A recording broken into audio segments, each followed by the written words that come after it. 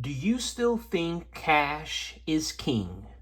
Good evening, folks, and welcome back to another episode of Silver Dad Knows.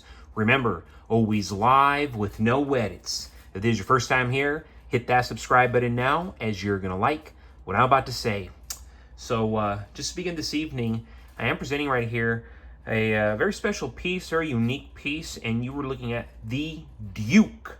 And of course, who is the Duke? This is none other than the very, very famous original, traditional movie star, John Wayne. And of course, we think of an era, a golden age of filmmaking, the Wild West, the masculine era, when things made a lot more sense than they do today. But really, really adore this piece. You have John Wayne, movie star. He's looking to his left. Again, this is from pretty much the movie poster, The Duke. And then you have background right there coming in on his horse. I mean, it looks epic. Makes me want to go eat some steak. Then we go back 2020. We have Queen Elizabeth. Wow. See the quality that went into this? The detail that was put into this? Very, very few pieces of silver that I own. And I own quite a bit of silver. Give off such a splendid glow. Classy, elegant glow.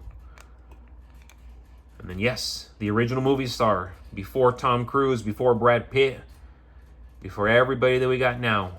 This guy came from the era of Marlon Brando, James Dean.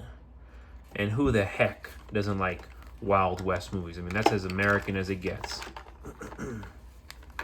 But love to own this piece. And if you're curious, currently you can find them for as low as $50 to $60 with free shipping. Honestly, I'd be shocked if you can find them for $50 because I'm seeing them go between $100 to $200. I mean, it's crazy. But collectors they're all about John Wayne, they're going to pay top dollar, I assure you, and I've already done it. And before I go any further, folks, I want to give a quick shout out, and this is to my always loyal subscriber. This is Donald Jackson. I believe in an economic crisis situation, I would be able to get by because I prepared myself to get ready for the storm. It is wise to have at least $3,000 and cash or in precious metals. It's definitely a good idea to make sure you have enough canned goods or preserved foods that can last you a while. Let's also thank God that for those who stack for their livelihood, for the things they have, so be appreciative. Beautiful comment right there coming from Donald Jackson. And I mean, I love how you put it, it is wise to have at least 3,000 and cash or precious metals, whether it be in cash or precious metals. Yes, absolutely. You want to have at least $3,000 buying power, ideally $3,000 in cash, and of course, also at least $3,000 in silver. And if you have the means, $3,000 in gold. These are just those points that we want to be hitting, and we want to be somewhere where most aren't. And I'm going to tell you now, I mean, most people, they don't have 100 ounces of silver. They don't even have 50 ounces of silver. They don't have, multiple firearms. They don't have thousands of bullets, They don't have 3 to 4 months of food. They don't have a bunch of water to last them as well. They don't have a well-stocked bar. They don't have a well-stocked cabinet with medicine. They have all the money stacked in their banks. They have all this equity in the house that they live in, so they don't even touch that equity. It's real interesting how people think with their money. They'd rather not do anything with it and say that they have it than use it as leverage. Make it make sense, right? In today's economic climate, the phrase cash is trash it's gaining traction, and for good reason. With central banks printing money at unprecedented rates and inflation silently eroding the purchasing power of fiat currency, holding on to cash is becoming a losing game.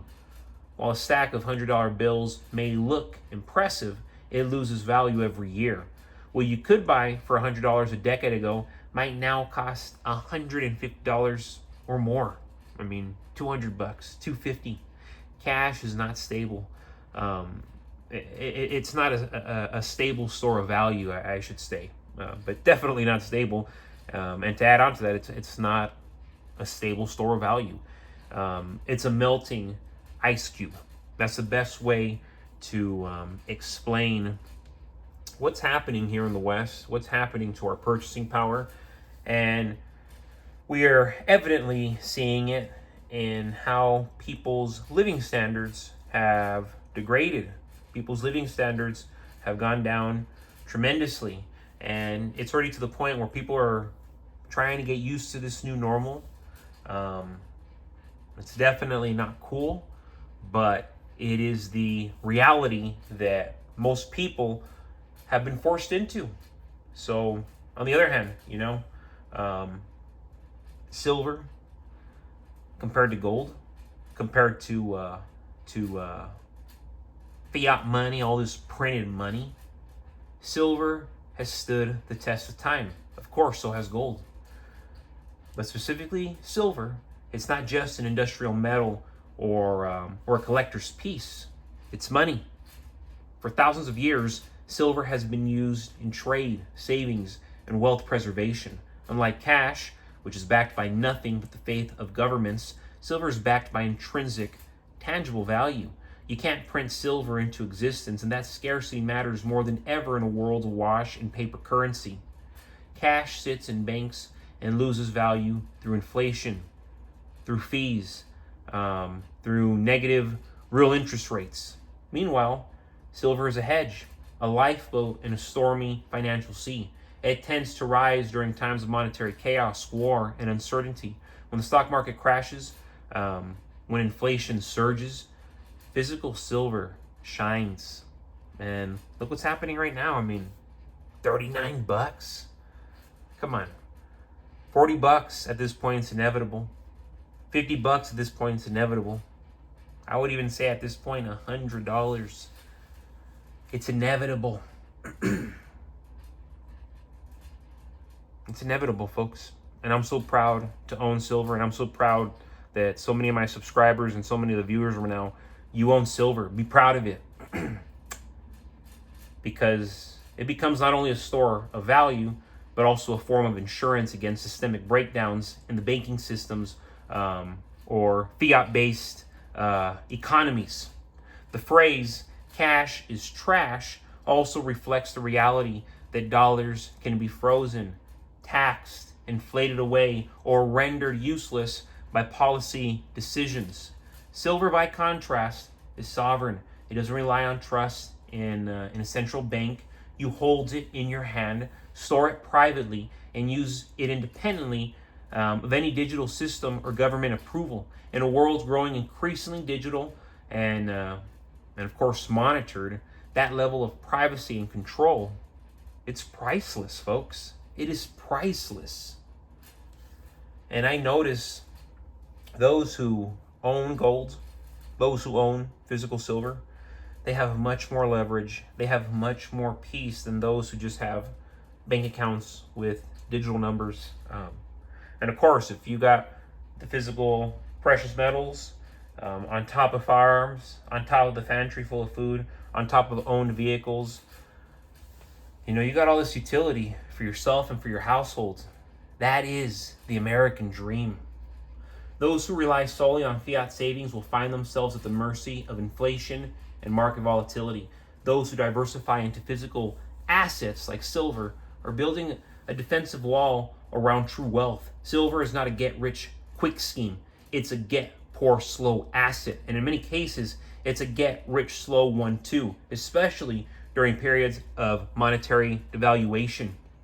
When the dust settles and currencies falter, tangible assets rise. In that moment, people will finally realize the truth. Cash may be convenient, but cash is disposable. Silver, on the other hand, is enduring. Cash is trash. Silver is king. Folks, as always, thank you so much for joining us for another evening of Silver Dad Knows. God bless you.